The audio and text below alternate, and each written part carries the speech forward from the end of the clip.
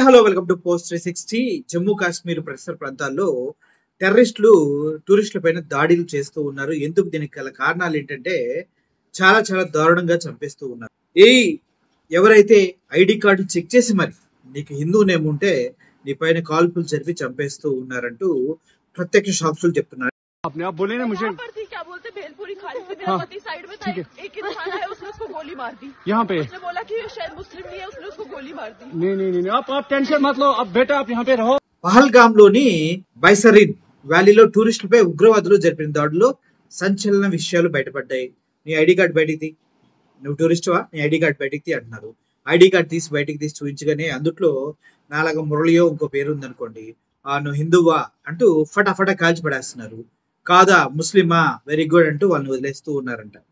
So ఈ firing ని నాకు తెలిసి 10 మంది మీద చేశారని ఫస్ట్ టైము న్యూస్ వస్తూ ఉంది. 10 మంది చనిపోయారు, 10 మంది పైన కాల్పులు జరిపారని. కానీ వాస్తవానికి దీన్ని మనం గమనించినట్లయితే ఇప్పటి వరకు దగ్గర ఉగ్రవాదుల దాడిలో మృతుల సంఖ్య భారీగా పెరిగిపోతూ ఉంది. గంటకి పెరుగుతూనే ఉంది. ఎంతగా అంటే ఇప్పటి వరకు 25 మందిని చంపినట్టుగా వార్తలు బయటకు వస్తున్నాయి. వాళ్ళు కంప్లీట్ గా ఇండియన్ ఆర్మీ దుస్తులు ధరించి ఇండియన్ ఆర్మీ లాగా వాళ్ళు ప్రయాణం చేస్తూ కనిపించిన టూరిస్ట్ ని కనిపించినట్టుగా వాళ్ళు ఏ మతానికి చెందిన వారు చూసి కాల్చి చంపేస్తున్నారంటూ వార్తలు బయటకు వస్తున్నాయి. అయితే ఇప్పటివరకు 25 మంది టూరిస్టులు మరణించినట్లు సమాచారం. ఉగ్రవాదులు అతి కిరాతకంగా వీరిని చంపినట్లు నేషనల్ మీడియా రిపోర్ట్లు చెప్తూ ఉన్నాయి.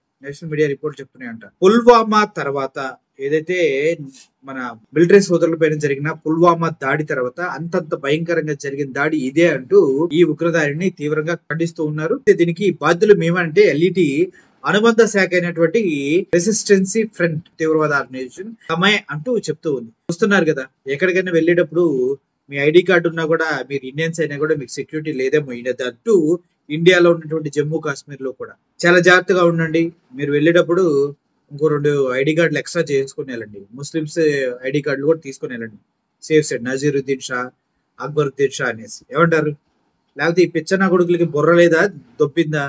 పేర్లు చూసి నిజంగా హిందువులు చంపేసి ముస్లింస్ వదిలేయటం ఏంటి? ఇది నిజంగా తీవ్రవాద చర్యనా, లేకపోతే మనలోనే ఎవరన్నా ఇలా విద్వేషాలు రెచ్చగొట్టడం కోసం ఇలా తయారు చేస్తున్నారు? ఆల్రెడీ మనకు అందరికి తెలుసు, చాలా బిల్స్ సుప్రీంకోర్టులో పెండింగ్ లో ఉన్నాయి. వాటిని అన్నింటినీ ఆమోదించాలనేసి చాలా మంది వీటిని అలా ముందుకు తీసుకెళ్తున్నారు. ఈ క్రమంలో ఏమన్నా కొంత దేశంలో ఉన్నటువంటి విద్రోహ శక్తులు ఎవరైనా ఇలా చేస్తూ ఉన్నారు అనేది కూడా ఆలోచించవలసిన అవసరం ఉంది. ఎందుకంటే ఇండియన్ మిలిటరీ ఆఫీసర్స్ డ్రెస్ వేసుకుని ఇలా కూడా చేస్తున్నారు కాబట్టి ఒకంత అనుమానించవలసిన అవసరం ఉంది.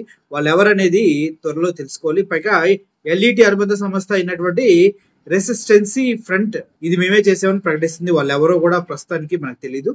వెరీ సూన్ తెలుసుకుంటే చాలా మంచిగా ఉంటుంది. చాలా మంది టూరిస్టులు కూడా వీళ్ళేనా, లేకపోతే ఇంకా 25 మంది కాకుండా ఇంకా ఎంతమంది ఉన్నారు అనేది కూడా నాకు తెలిసి అనుమానమే. ఎందుకంటే ఇలా చంపుకుంటూ వెళ్తున్నారంటే ఎక్కడ దొరికితే అక్కడ చంపుకుంటా వెళ్ళిపోయి ఉంటారు. 25 మందితో ఆగారా, ఇంకా ఎక్కువ మంది ఉన్నారనేది తెలియాల్సిన విషయం ఉంది.